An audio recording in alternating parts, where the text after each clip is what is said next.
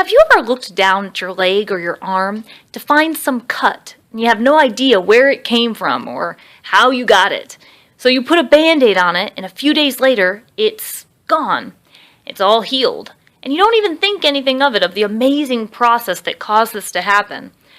Or let's say you're looking at your nails and you notice that they're kind of jagged looking because they've really grown since the last time you cut them or filed them down. Or let's say you look in the mirror and you notice that you are a lot bigger than you were when you were 5 years old. What do all of these things have in common?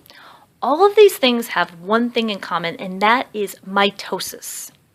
Mitosis is a type of cell division done by most of your body cells, and it's really important for cells to divide. If they didn't divide, you couldn't grow. I mean, how do you grow if you can't make more cells, right? So one reason why you're bigger than you were when you were 5 is mitosis. Mitosis also is great for repair of damage. If you have some kind of accident, like when we were talking about the cut on your arm or your leg, you want to make sure that it can get repaired. Well, you have to make more cells to do that. So mitosis is great for that.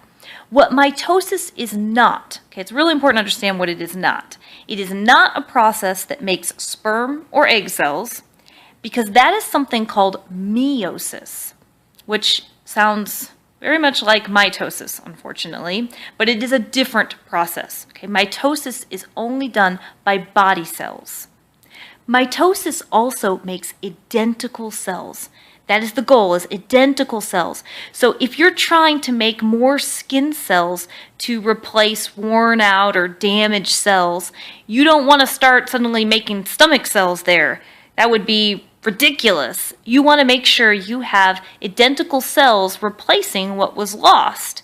So mitosis makes identical cells. Real important thing. Now, it's also important to understand that your cells are not dividing all the time. That would be a disaster. If all they did was divide, you would just have this rapid, crazy growth. In fact, that's kind of what cancer is. Cancer is uncontrolled cell growth. We have a great clip on the cell cycle and what the cell is usually doing most of its daily life, which is actually a phase called interphase, where it's growing and it's replicating its DNA and carrying out some of its cell processes. That's what it spends most of its time doing. But mitosis is a very short amount of time. But during that time, it's a very important process because this is where it is going to divide. Before we get into the steps of division, it's really important to understand that your cells have something inside them, an organelle called the nucleus. And the nucleus holds your DNA. DNA is really important because it's your genetic information. And if you're going to make more cells, you need to have the same DNA in those new cells as you did in the original cell. You want it to be identical, no mistakes. Very important. The problem is you've got a lot of DNA, and we've got to get that DNA into the new cells using mitosis. So there has to be a better way to organize that DNA. Like that DNA needs to go to the container store and get organized. Well, what actually happens is that DNA can be organized into these units called chromosomes. Chromosomes are made of DNA and protein. You've probably heard before that humans have 46 chromosomes. That means in human body cells, in the nuclei, that's the plural of nucleus, you don't say nucleuses, you say nuclei. In the nuclei, there are 46 chromosomes. So basically that means that DNA is organized in chromosomes. It also makes it a lot easier to move over when you're making new cells. Okay, now here's something that's tricky about mitosis that students get confused with. So if you have 46 chromosomes in a cell, you have to duplicate those chromosomes. That basically means you're duplicating DNA, because remember chromosomes are made of DNA and protein. You're duplicating the chromosomes before you divide. You have to do that because if you're going to make an identical cell that has 46, well, you had to duplicate it before splitting. So if you look at our cell cycle video clip, we talk about an interphase, which is a stage that most of the time cells are in. They actually duplicate their DNA. So during that time, they would have duplicated their DNA. So instead of 46 chromosomes, during interphase, they would duplicate and have up to 92 chromosomes. So that when it gets to mitosis, they will be able to split into two cells that each have 46 chromosomes. And that will be identical to the original cell. So let's get right into the mitosis stages. I like to tell students to remember PMAT. It's a little acronym, helps you remember the P is for prophase, the M is for metaphase, the A is for anaphase, and the T is for telophase. So you can remember PMAT. That's the stages in order. So the very first step is prophase.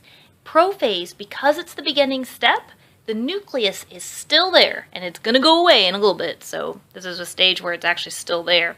And the chromosomes are visible. In fact, we say they're condensing, which means they're kind of thickening and visible. So prophase, very beginning step. The next stage is metaphase, M for metaphase, and I also like to remember the M for middle, because in this stage, the chromosomes line up in the middle of the cell. The nucleus has been disassembled, it's no longer there, so we've got the chromosomes in the middle, waiting there to be pulled apart for the next stage. Next, the A is for anaphase. In anaphase, I like to think of the A is for away. The chromosomes move away. They're moving to the opposite side of the cell. So they're kind of moving to the poles of the cell. Now, one thing to point out, these chromosomes are not just moving by themselves. They actually have something called spindles. These spindles are fibers that help move the chromosomes to the opposite ends. It kind of helps them move along. The last stage, the T, is for telophase. And in telophase, the chromosomes are actually at the complete opposite ends and new nuclei are forming on each side to make these two new cells. And they're starting to surround the chromosomes on both sides. So I like to think of the T is for 2 because in mitosis, you end with 2 cells. And again, remember, they are identical. You can really quiz yourself online with a lot of mitosis pictures. There's tons of mitosis quizzes online to practice being able to look at the cell picture and naming what stage it is. And remember, we really do care about mitosis because without it, we wouldn't understand how cells grow, how they repair damage, and it's really a lot of our cancer research is dependent on understanding mitosis because cancer itself is uncontrolled cell growth. So in other words, uncontrolled mitosis. Well, that's it for the Amoeba Sisters, and we remind you to stay curious.